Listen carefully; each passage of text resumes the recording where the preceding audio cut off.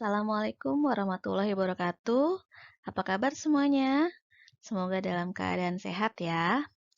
Oke, pada hari ini kita kembali lagi bertemu dalam mata pelajaran kebutuhan dasar manusia. Pada hari ini kita akan masuk pada bab konsep dasar luka. Namun sebelumnya ada baiknya kita membaca doa terlebih dahulu sebelum memulai pelajaran. Berdoa menurut agama dan keyakinan masing-masing dimulai.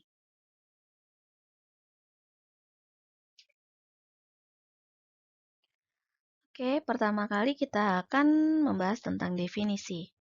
Luka adalah terputusnya kontinuitas jaringan karena cedera atau pembedahan. Selain itu, luka juga didefinisikan sebagai rusaknya kesatuan atau komponen jaringan yang secara spesifik terdapat substansi jaringan yang rusak atau hilang. Klasifikasi luka itu sendiri dapat dibedakan menjadi berdasarkan waktu penyembuhan, kemudian berdasarkan kecenderungan dan derajat kontaminasi luka, dan yang terakhir adalah berdasarkan kedalaman dan luasnya. Yang akan kita bahas pertama yaitu berdasarkan waktu penyembuhannya. Luka dibedakan menjadi dua, yaitu luka akut dan luka kronis. Nah, luka akut adalah luka yang baru dan penyembuhannya berlangsung kurang dari beberapa hari. Sedangkan luka kronis dapat didefinisikan sebagai luka yang karena beberapa alasan, seperti proses penyembuhannya terhambat. Luka kronis juga dapat berlangsung selama beberapa minggu atau berbulan-bulan, bahkan tahunan, bergantung pada penanganan luka tersebut. Yang selanjutnya adalah berdasarkan kecenderungan dan derajat kontaminasi luka. Terdiri dari luka bersih terkontaminasi, luka terkontaminasi, dan luka kotor atau terinfeksi. Luka bersih di sini merupakan luka yang tidak terinfeksi dengan proses inflamasi yang sangat minimal dan tidak mengenai saluran napas, saluran cerna, saluran genitalia, dan saluran kemih. Luka bersih terutama terdapat pada luka tertutup. Yang kedua ada luka bersih terkontaminasi. Ini merupakan luka bedah yang telah mengenai saluran napas, saluran cerna, saluran genitalia, dan saluran kemih. Luka tersebut tidak memperlihatkan tanda infeksi. Yang ketiga adalah luka terkontaminasi. Ini merupakan luka terbuka, baru, akibat kecelakaan, dan luka pembedahan yang tidak dilakukan dengan teknik steril atau adanya sejumlah besar rembesan dari saluran cerna. Luka terkontaminasi memperlihatkan terjadinya proses inflamasi. Yang keempat adalah luka kotor atau terinfeksi. Luka ini merupakan luka yang berisi jaringan mati dan luka yang memperlihatkan tanda-tanda infeksi klinis, seperti drainase purulen atau cairan yang merembes dari luka. Selanjutnya adalah berdasarkan kedalaman dan luasnya. Nah, ini dibagi menjadi stadium 1 sampai stadium 4. Untuk stadium 1 atau luka superficial non-blanching erythema atau bisa disebut juga dengan luka yang terjadi pada lapisan epidermis kulit. Kemudian stadium 2 atau luka partial thickness ini merupakan hilangnya lapisan kulit pada lapisan epidermis atau bagian atas dari dermis, tetapi tidak melintasinya. Tanda klinis luka stadium 2 antara lain abrasi, blister, atau lubang yang dangkal, lembab, dan nyeri. Selanjutnya di stadium 3 atau luka full thickness, di sini merupakan hilangnya kulit keseluruhan meliputi kerusakan epidermis, dermis, dan subkutan, tetapi belum melewatinya. Lukanya sampai pada lapisan epidermis, dermis, dan fasia, tetapi tidak mengenai otot. Luka ini timbul secara klinis sebagai suatu lubang yang dalam dengan atau tanpa merusak jaringan sekitarnya yang dapat meliputi jaringan nekrotik atau infeksi. Selanjutnya adalah stadium 4. Ini juga disebut dengan luka full thickness. Nah, luka ini telah mencapai lapisan otot, tendon, dan tulang dengan adanya destruksi atau kerusakan yang luas. Selanjutnya adalah etiologi luka. Beberapa etiologi luka menurut Mariani tahun 2015 diantaranya adalah yang pertama luka memar atau contusion wound. Luka ini terjadi akibat benturan oleh suatu tekanan dan dikarakteristikkan oleh cedera pada jaringan lunak, perdarahan, dan bengkak. Kemudian yang kedua, luka abrasi babras atau lecet atau disebut juga dengan abraded wound. Luka ini terjadi akibat kulit bergesekan dengan benda lain, biasanya dengan benda yang tidak tajam. Luka ini biasanya terjadi pada kulit dan tidak sampai jaringan subkutis. Kemudian yang ketiga adalah luka robek atau laserasi. Nah, ini biasanya terjadi akibat benda tajam atau benda tumpul. Luka ini juga seringkali meliputi kerusakan jaringan yang berat, sering menyebabkan perdarahan serius dan berakibat shock hipovolemik. Yang keempat adalah luka tusuk atau puncture wound. Ini terjadi akibat adanya benda seperti peluru atau pisau yang masuk ke dalam kulit dengan diameter kecil. Walaupun perdarahan nyata seringkali sedikit, kerusakan jaringan internal dapat sangat luas. Luka ini dapat mempunyai resiko tinggi terhadap infeksi sehubungan dengan adanya benda asing pada tubuh. Kemudian ada juga yang kelima adalah luka tembak. Luka ini yang menembus organ tubuh dan biasanya pada bagian awal luka masuk diameternya kecil, tetapi pada bagian ujung biasanya luka akan melebar. Nah, luka ini biasa disebabkan oleh peluru. Yang keenam adalah luka gigitan. Nah, luka gigitan ini disebabkan oleh gigitan binatang maupun gigitan manusia. Lukanya biasanya kecil, tetapi dalam dan dapat menimbulkan komplikasi infeksi berat. Yang ketujuh adalah luka avulsi, yaitu luka yang disebabkan oleh terkelupasnya sebagian jaringan bawah kulit, tetapi sebagian masih terhubung dengan tubuh. Dan yang kedelapan adalah luka hancur. Nah, kalau luka ini sulit digolongkan ke dalam salah satu jenis luka, karena luka hancur seringkali berujung pada amputasi. Selanjutnya adalah fisiologi penyembuhan luka. Nah, penyembuhan luka secara umum akan melalui 3 fase, yaitu ada fase inflamasi, fase proliferasi, dan fase maturasi atau remodeling. Yang pertama adalah fase inflamasi. Nah, fase ini hanya berlangsung selama 5-10 menit dan setelah itu terjadi vasodilatasi. Fase ini merupakan respon vaskular dan seluler yang terjadi akibat perlukaan yang menyebabkan rusaknya jaringan lunak. Dalam fase ini, perdarahan akan dihentikan dan area luka akan dibersihkan dari benda asing, sel-sel mati, dan bakteri untuk mempersiapkan proses penyembuhan. Pada fase ini, platelet berfungsi sebagai hemostasis dan leukosit serta makrofag yang mengambil fungsi fagositosis. Tercapainya fase inflamasi dapat ditandai dengan adanya eritema, hangat pada kulit, edema, dan rasa sakit yang berlangsung sampai hari ketiga atau hari keempat. Selanjutnya adalah fase proliferasi atau epitelisasi. Fase ini merupakan lanjutan dari fase inflamasi. Dalam fase proliferasi, terjadi perbaikan dan penyembuhan luka yang ditandai dengan proliferasi sel. Hal yang berperan penting dalam fase ini adalah fibroblast yang bertanggung jawab pada persiapan menghasilkan produk struktur protein yang akan digunakan selama proses rekonstruksi jaringan. Selama proses ini berlangsung, terjadi proses granulasi yang ditandai dengan tertanamnya sejumlah sel dan pembuluh darah baru di dalam jaringan baru. Selanjutnya, terjadi juga proses epitelisasi dengan fibroblast yang mengeluarkan keratinocyte growth factor atau disingkat menjadi KGF. Ini berperan dalam stimulasi mitosis sel epidermal. Kemudian yang terakhir adalah fase maturasi atau remodeling. Fase ini dimulai pada minggu ketiga setelah terjadi luka dan berakhir sampai kurang lebih 12 bulan. Dalam fase ini terjadi penyempurnaan terbentuknya jaringan baru menjadi jaringan penyembuhan yang lebih kuat dan bermutu. Sintesis kolagen yang telah dimulai pada fase proliferasi akan dilanjutkan pada fase maturasi, kecuali pembentukan kolagen. Pada fase ini terjadi pula pemecahan kolagen oleh enzim kolagenase.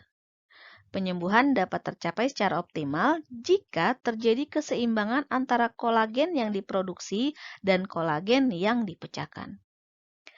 Kelebihan kolagen pada fase ini dapat menyebabkan terjadinya penebalan jaringan parut atau hypertrophic scar, sedangkan produksi kolagen yang terlalu sedikit dapat juga mengakibatkan turunnya kekuatan jaringan parut sehingga luka akan selalu terbuka. Selanjutnya kita akan membahas tentang karakteristik luka. Ya, karakteristik luka di sini dapat dibedakan menjadi 14 ya. Yang pertama adalah lokasi luka. Ini merupakan tempat terjadinya luka pada anatomi tubuh klien. Lokasi luka perlu diketahui untuk memprediksi penyembuhan luka. Lokasi luka telah terbukti mempengaruhi penyembuhan, namun lokasi spesifik yang menguntungkan atau merugikan penyembuhan masih harus ditentukan. Yang selanjutnya adalah bentuk luka. Untuk luka yang akan sembuh akan sering berubah bentuk dan mungkin akan berbentuk lebih teratur, seperti bentuk melingkar atau oval. Bentuk luka dianggap lebih membantu untuk menentukan ukuran keseluruhan luka. Bentuk luka juga ditentukan dengan mengevaluasi perimeter luka. Bentuk luka dilapisi juga dengan kontraksi luka. Kontraksi luka dapat terlihat saat area permukaan luka terbuka berkurang dan saat bentuk luka berubah. Kemudian yang selanjutnya adalah ukuran. Nah, ukuran luka dapat diartikan sebagai luas permukaan luka pada badan klien. Luas permukaan dapat dilihat dengan mengalihkan panjang dengan lebar. Nah, metode yang paling umum digunakan dalam menentukan ukuran adalah mengukur dalam sentimeter, aspek terpanjang dan tegak lurus dari permukaan luka yang terlihat. Hal tersebut menjadi sulit ditentukan pada beberapa luka karena tepi luka yang sulit diketahui atau tepinya tidak teratur. Kemudian selanjutnya adalah kedalaman. Kedalaman merupakan ukuran dasar luka ke permukaan luka. Nah, untuk mengukur kedalaman luka dapat digunakan aplikator yang berujung katun atau kapas. Caranya, masukkan aplikator di bagian terdalam dari luka dan tandai aplikator dengan pulpen. Kemudian, ukur jarak dari ujung yang ditandai dengan menggunakan panduan pengukuran metrik. Selanjutnya adalah tepi. Tepi luka merupakan daerah dengan jaringan normal yang menyatu dengan dasar luka. Tepi luka menunjukkan beberapa karakteristik luka yang paling penting. Saat menilai tepi luka, lihat bagaimana penampakan luka tersebut. Lalu undermining atau tunneling. Ini merupakan hilangnya jaringan di bawah permukaan kulit yang utuh. Nah, undermining didefinisikan sebagai pengikisan di bawah tepi luka. Dan tunneling didefinisikan sebagai sebaris dari jalur bidang yang mengarah ke saluran sinus. Nah, undermining biasanya melibatkan jaringan subkutan dan mengikuti jalur bidang di samping luka. Sedangkan tunneling biasanya melibatkan persentase kecil dari margin luka, sempit dan cukup panjang serta tampaknya memiliki tujuan. Selanjutnya, karakteristik jaringan nekrotik. Nekrosis didefinisikan sebagai jaringan devisa yang mati. Dapat berwarna hitam, coklat, abu-abu, atau kuning. Nah, teksturnya juga dapat kering dan kasar, lembut, lembab, atau berserabut.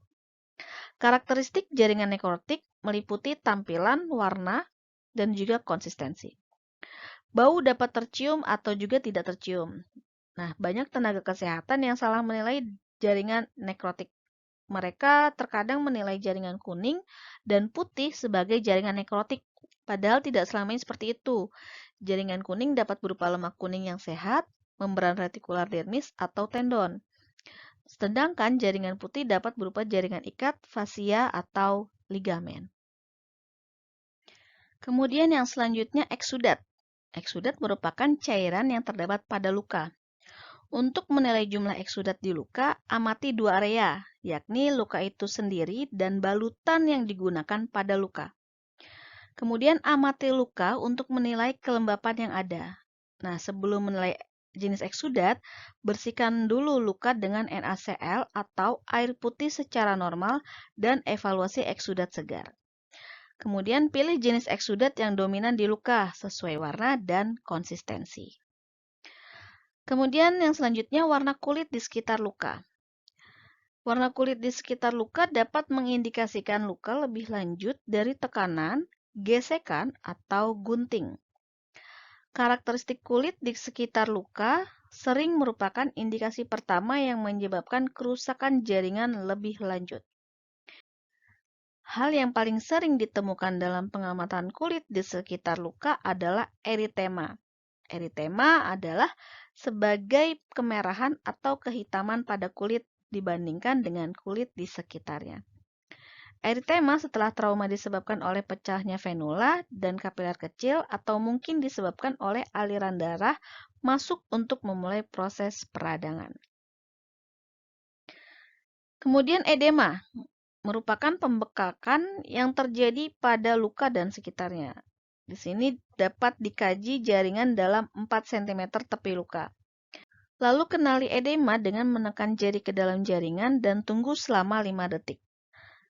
Terus saat melepaskan tekanan, jaringan gagal untuk kembali ke posisi normal dan lekukan muncul.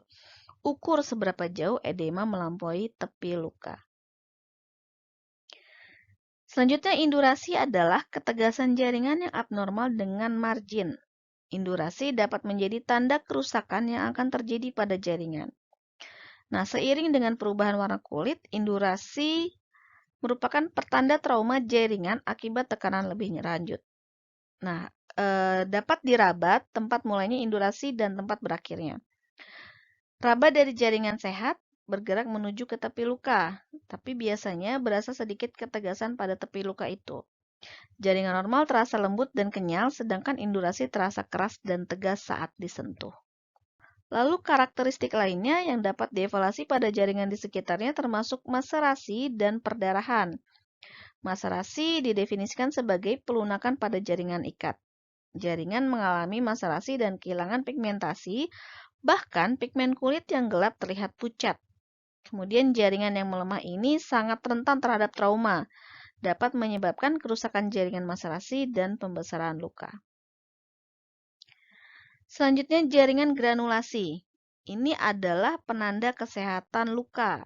Nah, hal ini merupakan tanda fase proliferatif dari penyembuhan luka dan biasanya akhir dari penutupan luka.